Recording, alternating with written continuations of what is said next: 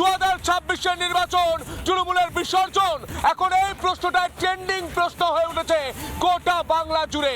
কারণ বছরের শুরুর দিনেই রাজ্যের উত্তর থেকে দক্ষিণ তৃণমূলের গোষ্ঠীকন্দল, রাজ্যের উত্তর থেকে দক্ষিণ তৃণমূল নেতাদের বিরুদ্ধে শিলাতারির অভিযোগ, রাজ্যের উত্তর থেকে দক্ষিণ সন্দেশখালী থেকে আরজিকর, সব জায়গায় প্রশ্ন উঠছে এই রাজ্যের শাসক দল তৃণমূল কংগ্রেস ধর্ষকদের পক্ষ নিচ্ছে, আর অন্যদিকে তার বিরোধী রাজনৈতিক দল বিজেপি তার শক্তি বৃদ্ধি হচ্ছে, সাংগঠনিক বৈঠক হচ্ছে, অমিত শাহ আসছেন, জেপি নাড্ডা আসছেন, নরেন্দ্র মোদী আসছেন, জেলায় জেলায় সংগঠন বাড়ছে। তা দেখে গোটা বাংলার মানুষ বলছেন এবারের নির্বাচন তৃণমূলের শেষ নির্বাচন। আসবো আলোচনায়, প্রথমে দেখব বিশেষ রিপোর্ট।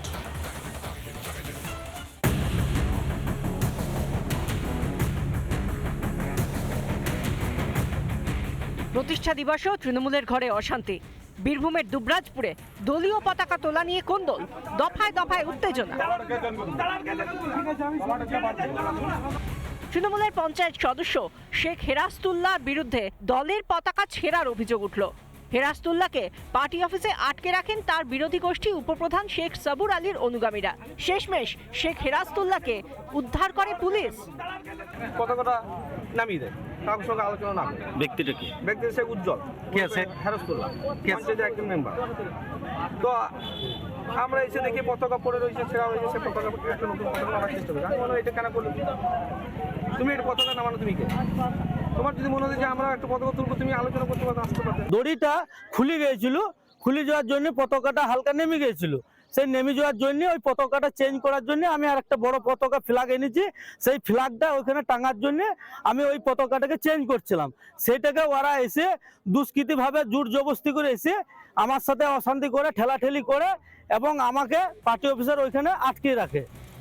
পরিস্থিতি শান্ত হওয়ার পরেও নতুন করে উত্তেজনা তৈরি হয়। উপপ্রধান ও তার লোকজন দুবরাজপুর থানায় গেলে পুলিশ তাদের বের করে দেয় বলে অভিযোগ।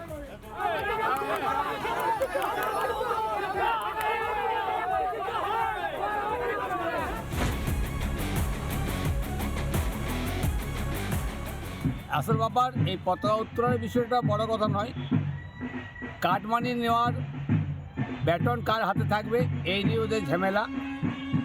অবাক হয়ে গেলাম একটা জিনিস দেখে, যেখানে যদি কর্মীদের মধ্যে কোনো গণ্ডগোল হয় তো রাজনৈতিক উচ্চ নেতারা এসে মীমাংসা করে।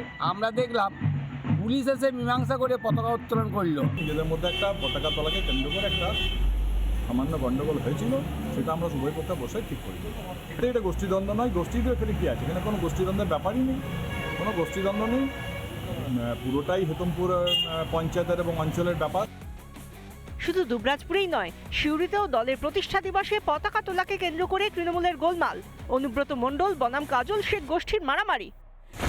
ঘাসফুল পরিবারে যখন কোন্দল, তখন পদ্ম শিবিরে বাড়ছে শক্তি। বঙ্গ রাজনীতিতে দিলীপ ঘোষের প্রত্যাবর্তন। শাহের সঙ্গে বৈঠকের পরই চাঙ্গা দিলীপ ঘোষ। সল্টলেকে শ্রমিক দিলীপ বৈঠক। ভোটের আগে বাংলাকে পাখির চোখ করে কেন্দ্রীয় বিজেপির নেতৃত্ব সংগঠনে জোর দিতে তৎপর। মমতার সরকারকে উপড়ে ফেলতে বদ্ধপরিকর বিজেপি। রিপাবলিক বাংলা। নানা ধরনের কন্টেন্ট দেখার জন্য লাইক করুন, শেয়ার করুন আমাদের ফেসবুক পেজ, সাবস্ক্রাইব করুন আমাদের ইউটিউব চ্যানেল। পাশাপাশি অন্যান্য ব্রেকিং নিউজের জন্য অবশ্যই চোখ রাখুন রিপাবলিক বাংলায়।